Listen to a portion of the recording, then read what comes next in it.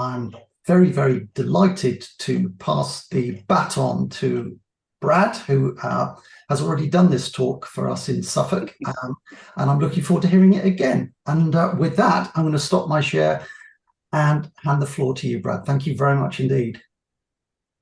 Thank you. So yeah, I mean, Mike, you could have done this talk instead if you could have already seen it. No. So I will be talking about notes today, and I suppose apologies first because I'm going to be talking about it as if none of you have ever used it before, because I think it's one of those Apple apps where it's just there and people use it without actually really taking the time to think about what you can do with it. And so most people have just kind of plodded along using notes in an intuitive way. And it is mostly intuitive, but there are a few little hidden details.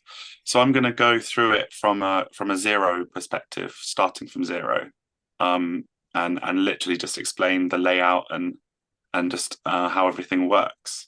And then as I'm going through, please feel free to write a question, and I'll try and answer the questions as they come in.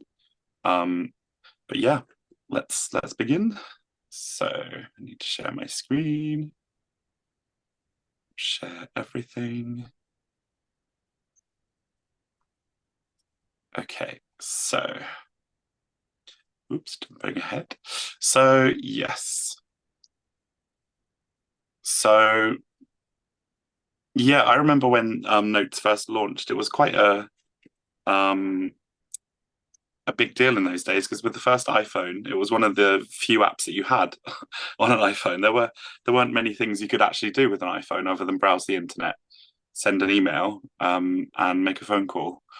And I remember the first iPhone really being an iPod and a phone squished together, but they've become so much more complicated than that now. And for many people, their iPhone and their iPad is their computer, is their day-to-day device that they use for most of their things.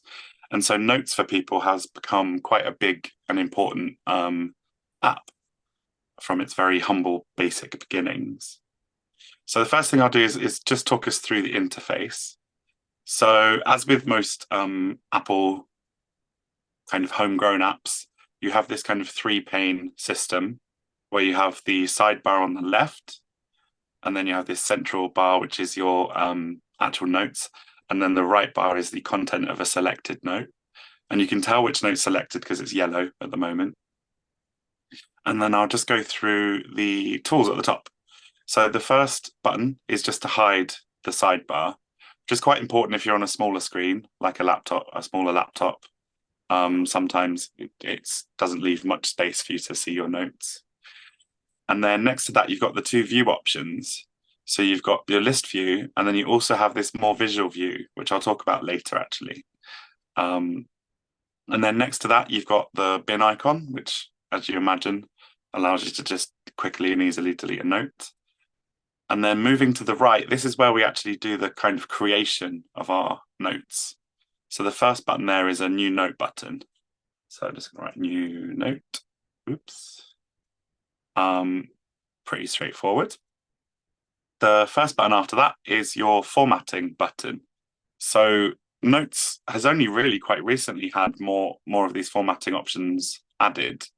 I think some people kind of want Notes to be like a fully fledged word processor, but that Pages already exists for that. So Notes is really designed to be a very basic note-taking app. But in recent times, they have added a few more styles in here. So you've got kind of mono-styled and block quotes and things, whereas it literally used to just be bold and italic before. So now when I'm typing something,